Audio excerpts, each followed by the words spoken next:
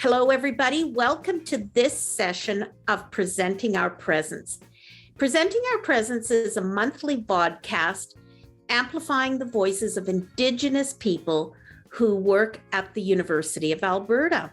Presenting Our Presence is co-hosted by myself and Dr. Janice Cindy Gaudet, who is an assistant professor and Canada Research Chair at Faculty Saint-Jean. And it is an honor to be in circle with Trevor this morning and to have Kyle Napier joining us, who is our resident extraordinaire technician to pull together the conversations. And it really does become like having tea around a kitchen table. And we're honored today to have with us Trevor Phillips. Trevor is the manager of Indigenous Recruitment within the Office of the Registrar, and he is also a member of the Indigenous Advisory Council. And Trevor, we are so honored to have you with us today, and thank you for joining us, and we look forward to our conversation with you. And I'm going to invite you to introduce yourself in the way that you would like people to know who you are. Thank you for having me, Florence. I was really excited to get the invitation to come on POP and continue to string together this slugfest of Indigenous literati that we have on this campus here. These smart niche intellectuals that you're trotting out in front of everybody, let everybody know what the world has here at the University of Alberta. Because that's what I do in my job. I go out into our communities in Treaty 6, 7, and 8 in the north of 60. And I talk about what the University of Alberta can do when we include Indigenous learners, researchers, and we put a focus on Indigenous worldview in our work and include Indigenous people in that. So I'm excited to be here today to talk about that, a little bit what I do. And by way of introducing myself, I wanted to add one piece to your biography you gave of me, your little introduction, which I appreciate, is that as the member of the Indigenous Advisory Council, it's also my duty and my job to hold the medicines for the group. So since we've been virtual, I haven't had that opportunity, and the medicines are resting peacefully and safely in the offices in SAB. But when we are together, it's my duty to take care of the spiritual and emotional space when we meet to talk, provide medicine, provide smudge for those that would like to take it. And I take that responsibility really seriously, and I'm really proud of it. So I wanted to make sure I gave space to speak to that. That duty was conferred upon me in circle by Kelsey Docus Jansen, and I take it very seriously. I think about it a lot, and I think about how little I talk about it in other areas, but I'm really proud of that work. So to folks who don't know me, my name is Trevor Phillips. I'm the manager of Indigenous Recruitment in the RO here at the University of Alberta. I'm a member of the Métis Nation of Alberta. I always like to say I come from a long line of square dance callers, card sharps, and pool sharks from the west end of Edmonton. And then I was reminded thoughtfully that my introduction leaves out all the strong Métis women in my family. And so I always have to make sure I note that I also come from a long line of voracious readers, talented cooks, and beautiful laughers. They have these big, beautiful laughs. To make my aunties laugh is the whole reason why I try to be funny every day. That's why I get up in the mornings, to make my aunties laugh. And my family has roots in this area. We're original Métis Riverlot folks, but we go all the way back to the Red River and are related to many people and families across the prairies. And when I was back in Winnipeg, and hopefully we get a chance to talk about this, maybe I get to tell this story about reconnecting with my biological grandfather in the North End Winnipeg Legion. Maybe I get to tell that story one day, but that's what it's like to live as a Métis person on the prairies. No matter what city you go into, you're probably going to run into a relative. And I have my own stories about that too. Pleasure to be here. I'm happy to have this conversation. Excited to chat with you folks. You know, my hair has taught me more about being a Métis man than I think any other ceremonial thing that I've done, and any other academic thing that I've done. And the first thing it taught me was vanity. It taught me the insides of vanity, because when you're growing your hair out, you don't always like the way you look. And then there are times when your hair reaches a point that you think you're going to be happy with, and it never looks the way that you want it to look. And so what the process actually becomes is less of growing a hairstyle and it becomes a relationship of understanding the power of your own hair. And in that deep relationship, in that deep reciprocity, is a connection to our other folks in our communities who have long hair and who have always had long hair, and maintaining it, taking care of it, wearing it in ways that maybe don't feel always comfortable for them, but they figure out how to live contentedly with it. That was such a powerful process of person to person emotional excavation that I did, and getting a better understanding and empathizing with people who've always had long hair. And it's such an empowering thing to take care of your hair and put hair care at the center of your life. I undertook a hair cutting ceremony last year as a part of an important process for me emotionally. And in that process, I washed my hair twice a day, and then feasted for my hair. And then I let my mom braid my hair in preparation for cutting it. And it was one of the most, I think, powerful and vulnerable moments I've ever had with my mom, when she was braiding my hair and cutting it for me. And I gifted her, and we processed it, and I washed my hair twice a day, and cared for it and brushed it, and thought about all the ways in which I try to control my hair, but should feel better about the ways my hair is just its own spirit and can respect that. So as a Métis person, it taught me to stop fussing with things so much and let them be what they are. And that's a really powerful teaching.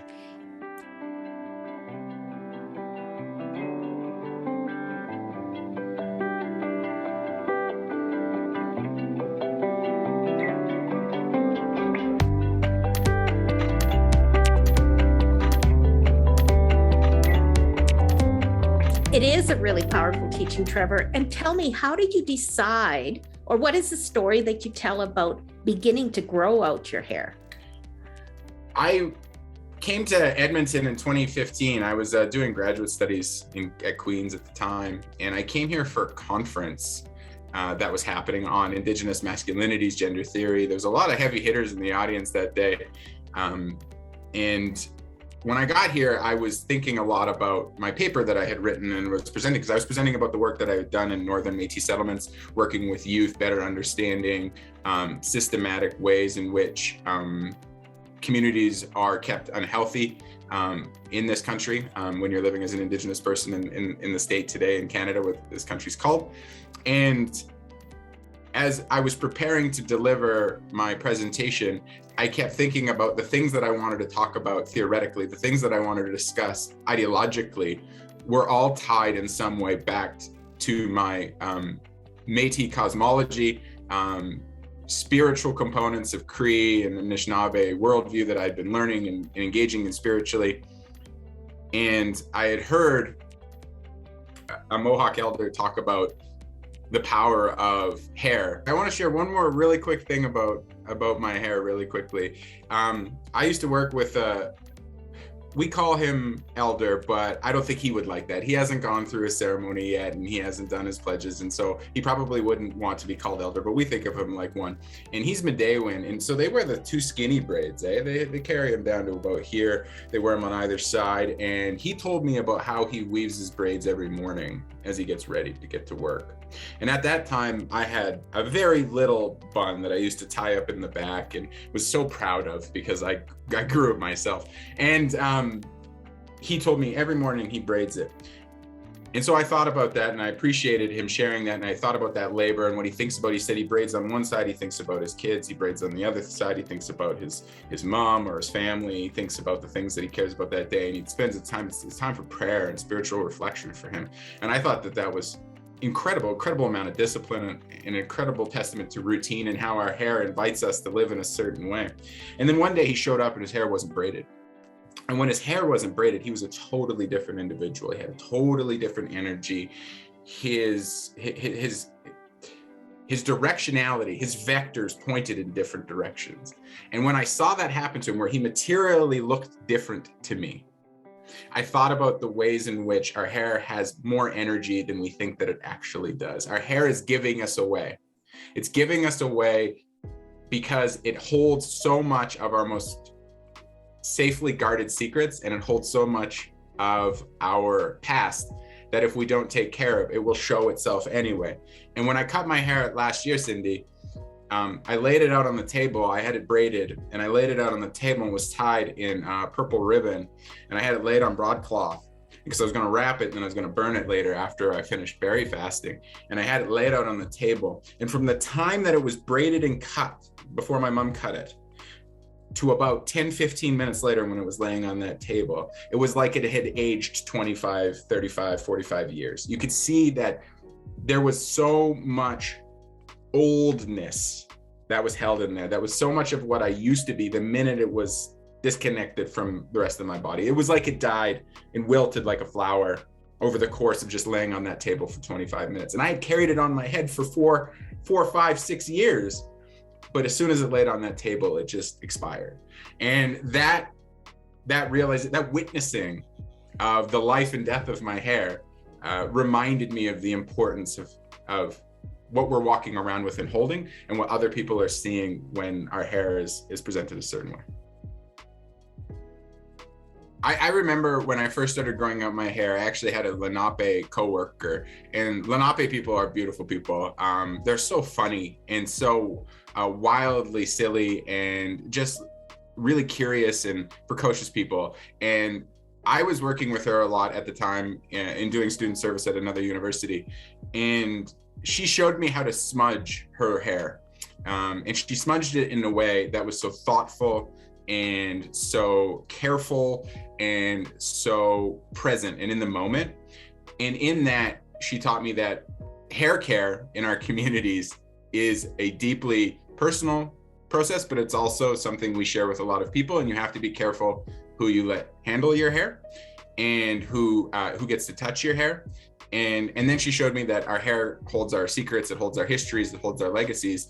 And so whenever I feel the natural evolution as a person, whether it's cyclically, seasonally, yearly, wherever I feel myself changing or transforming or morphing into something new, I always think to my hair and what is kept in it. So how I can cleanse my mind and cleanse my spirit. And that's what growing out my hair has really, really taught me. And I must say that I have never heard the exquisiteness and the complexity of hair in the way that you shared those teachings, and also your own personal process with it. And I'm so grateful, because I have had a tenuous relationship with my hair probably since I'm 5, and my mother braiding and the tight and the knots, and now at this new stage of life with graying and that whole process of the change, and then going through the piece of cutting my hair this fall, because I was struggling with a lot of things, and I thought if I just cut my hair, but that went sideways. And so just, you're giving me a beautiful piece to think about our teachings around vanity and my relationship to myself around that, and how so much is tied to hair. And I had never really heard it explained that way and shared that way. So appreciative of that. And then how, when we think about even this work of presenting our presence and what we bring to the University of Alberta, it's like, our hair and everything that comes with. And so as we kind of more and more that we have our visits or are presenting our presence, I'm reflecting more deeply on the embodiment of who we are and what we carry and what we bring. And you just gave me a whole other, a deepening of that in relationship to our hair and the spirituality and the complexity around it. So just so appreciative of that, and so appreciative of those teachings. And so what's your experience of students on campus, or how does that whole process within yourself inform or help guide the trajectory of, because you're so involved with our students, and I loved last week when you talked, where you're like, no, it's beyond these numbers. It's beyond just, sometimes the university is like, let's increase our numbers, right, of students. And I know that's one of your pieces, but how does that experience of yourself and inform or guide or shape how you envision the life of our young students, or even different generation of Indigenous students at the University of Alberta? Because you play such a key role, which I've had the pleasure of learning through our Ts and through knowing you on the Indigenous Advisory Council, hearing your experience. I'm just always in awe of the incredible work that you're doing with your small team, but this big bundle and this big spirit that. It's a big question, Cindy, and it's hard to economically tie it all together and into some thoughtful idea. I'm going to try though, because that's the curse of having an academic upbringing, is we think we can be pithy when we need to be. That's one of the tests of us when we're on podcasts, isn't it? Is how pithy and erudite can we be in the span of 27 minutes? I'm going to tell a little story. In Indigenous recruitment, we go to a lot of places. I mentioned in my opening, we go to Treaty 6, 7, and 8 communities and north of 60. We visit about 125 communities. We talk to over 1,500 prospective Indigenous learners. We go into their communities. We engage in ceremony in some instances. We meet elders. We meet caregivers. We strategize with leadership in education authorities, tribal councils, and school leadership. We're really on the ground. We are working hand in glove with community. Not only do you influence students, use the word influence, but to inspire and to create a narrative of aspiration that students feel like they can experience something unique by coming to the University of Alberta. That's the narrative that we try to share. In doing that work, a couple of things jump out: consistency, stability, honesty, and authenticity. If you don't have those four things, when you go into community, you talk to Indigenous youth or any Indigenous prospective learner of any age, you're not going to get very far, because we as a people, as a collective nation, have incredible BS detectors. And if you're spinning yarns, if you're selling magic beans, you're not going to get very far. And it starts with showing up. A couple of years ago, before COVID-19 started and we got to visit communities a lot, I went to a community in the Yukon, west of Whitehorse, about 90 miles. I called and spoke to an Indigenous instructor in the community, and I said, "Can we come and talk to your kids?" And she said, "Well, you folks have a history of not showing up. So what I'll tell you is this: if you get here at 8 o'clock in the morning in November, you can have an hour with them." And these are Champagne and Ajayic people. They're in the mountains. They're west of Whitehorse. It's pretty secluded up there on the way near Haines Junction. And I thought, having never been to the Yukon before, no problem, we could be there for 8. When I woke up at 5 o'clock in the morning in the Yukon in the beginning of November, I realized what a challenge she had just put in front of me actually was to show up there on time. And we drove, me and my recruiter from Campus Saint-Jean, we drove out there. We drove the 90 minutes. We showed up at about 7:45, and it was pure darkness.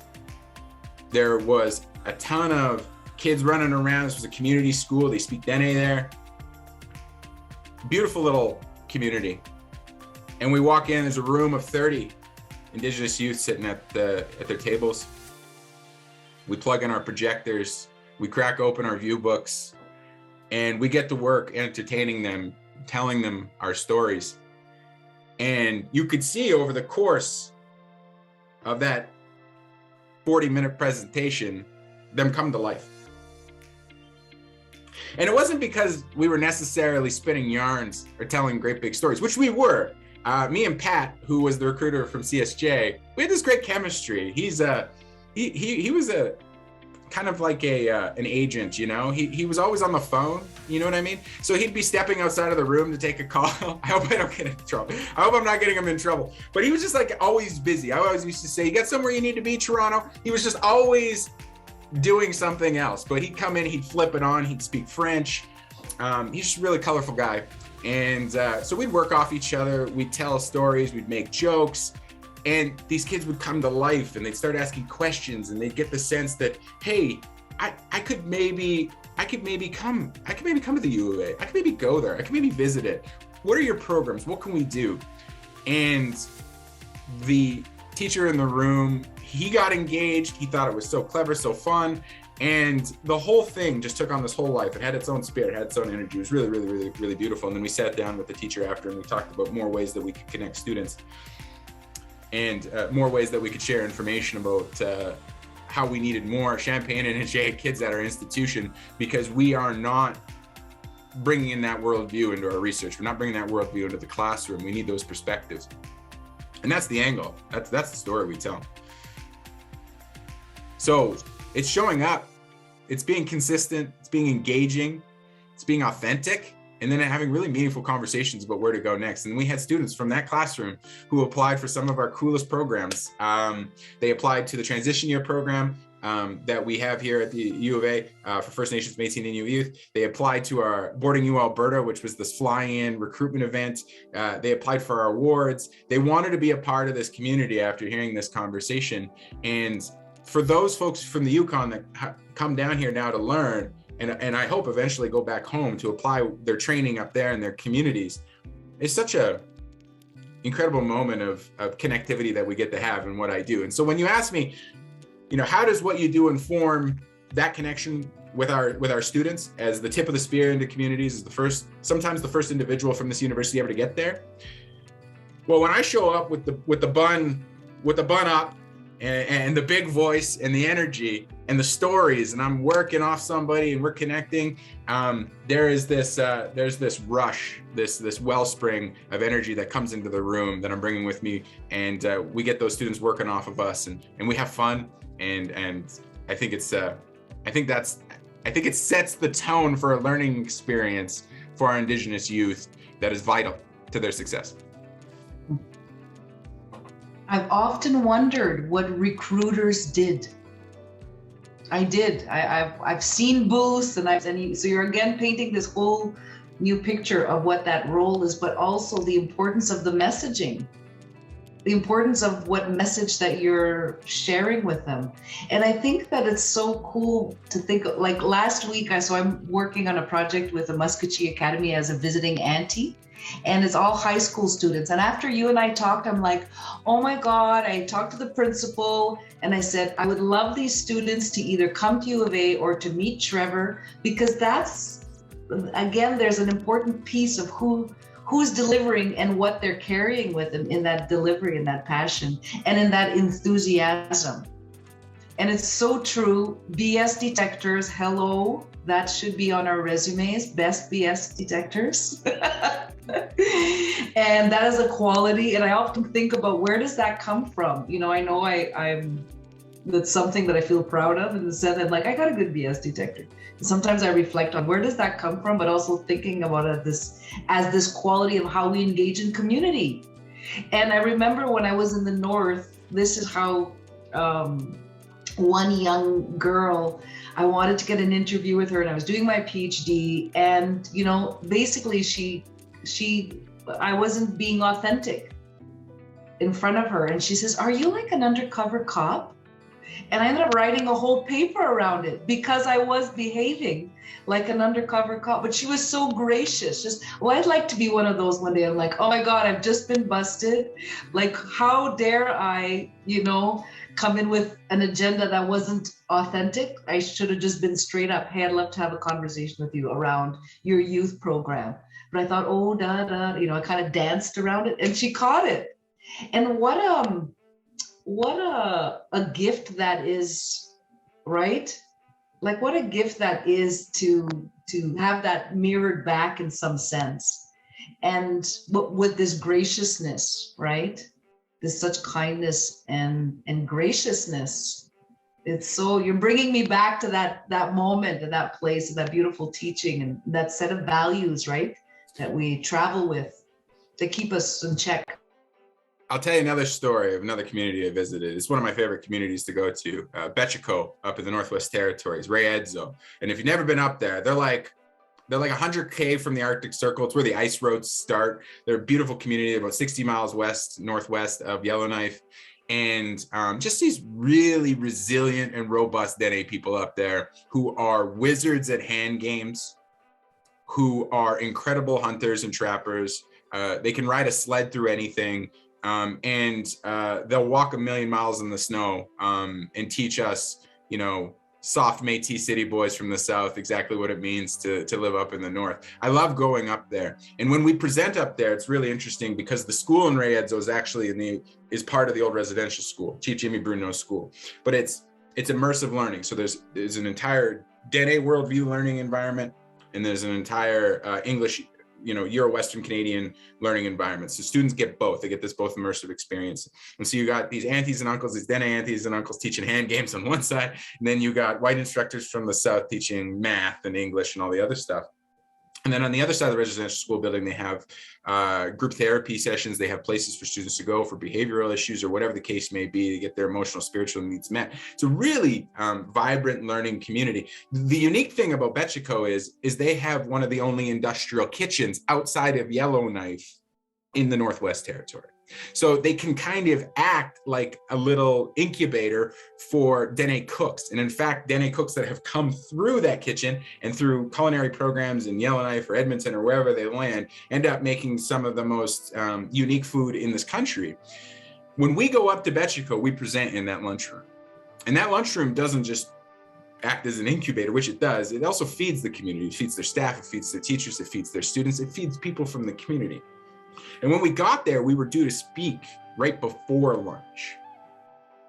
And we didn't ourselves bring any food, which was an oversight on our part. But when we got there, we were setting up.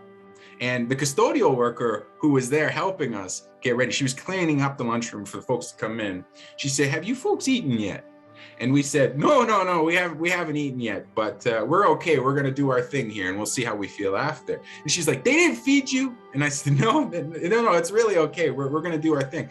And she goes, "I'll be right back." She walks home in the middle of November. She walks home and she comes back with 2 plates, both of them wrapped in foil. And you lift them back and it's rice-a-roni and a pork chop. And it was, and I guarantee I've eaten a lot of rice-a-roni and pork chops in my life, Cindy, Florence, and Kyle. That was the best rice-a-roni and pork chops I've ever eaten in my entire life. Little packets of soy sauce there on the side for me if I needed to liven up a little bit, and it gave me the sustenance and it gave me the energy to do our thing there. And then I said, "Well, if you're gonna feed me, you're gonna take such good care of me up here. Well, then you're gonna get your money's worth here for the 45 minutes that I'm gonna fill this space." And I was like a I don't know, a circus MC, I don't know, powwow MC. I took every directive energy I had to use my voice. Anything from bingo caller to radio play-by-play, which I do, to working in a circus or a carnival, shouting in the streets. I did everything I could to fill that space. And I say this to a lot of people. The hardest room you could ever work when you're entertaining people, the hardest room you could ever work is a room of 25 Indigenous youth at 8:30 in the morning. That's the toughest room. They are ruthless. They are serious. They know what's funny and you are not. And so if you could get laughs out of those kids at 8:30 in the morning, work in a room to the best of your ability, you really got something. I've seen known celebrities bomb in front of 25 kids. I've seen comedians bomb in front of these kids. Absolutely nothing sticking. They will give no quarter. But somehow, through whatever it is I do, I'm able to slip inside of that stream and get in there and cajole, tease, draw out, inspire, articulate whatever it is they find persuasive and entertaining.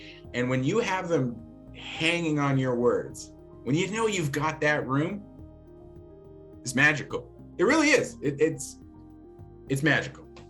So many things that you're making me think about, but we're coming close to our time. And one of the things maybe we can put as a future conversation, that I'd like to have a conversation with you in terms of how also the university can be of greater service by setting up satellite. Because I remember when I was in within Ontario, Northern Ontario. That was one of the things that we're shifting, is that rather than removing, and I love that you speak about shifting that recruitment, thinking about it from your Métis perspective of reciprocity, and then how can we deepen that? So those are some thoughts that are sitting with me, that I hope to continue that conversation with even more broadly as a community, right? Like, and how do we come together as a collective to be of support when students come and leave their communities? Because I saw a real gap of that out east, and the great need as our networks, beyond our institutional networks, but our networks as a collective of Indigenous kin colleagues, right? So yeah, big merci for that. I'm gonna pass it to Florence. And thank you so much, Trevor. So many good food for thought, and I look forward to conversation with you in the new year to keep dreaming big with you. So hi. Hi, Cindy. And Trevor, we are so grateful that you joined us today for this conversation on presenting our presence. Thank you for being a part of our vibrant community and for sharing the ways in which who you are as a Métis individual shapes the work that you're doing and thinking about the work that you're doing. So I really appreciate and am grateful, and want to thank you for this time together. So Hi, Florence. Thanks so much. I enjoyed talking to all of you. Great questions. And if you ever want to talk about Indigenous recruitment and the way we're doing things differently, we didn't even get to community engagement, folks. We didn't even get to some of the really novel things we're doing, unique things, free application days. We didn't even get a chance to run through my promo list. Next time, I guess we'll have to do 2 parts. Yeah, we've only got a set time, Trevor. But I love the way in which you engage with this work, and I so appreciate that, because I know that, and I want to thank you for reminding me about the medicine, the taking care of the medicines for the Indigenous Advisory Council, because of course we haven't seen each other in person for almost 2 years. And I was in the office about 10 days ago, and I remembered that as I saw the medicine sitting there. And so thank you for the reminder. Really appreciate the ways in which you contribute. Thank you. Absolutely. Thank you.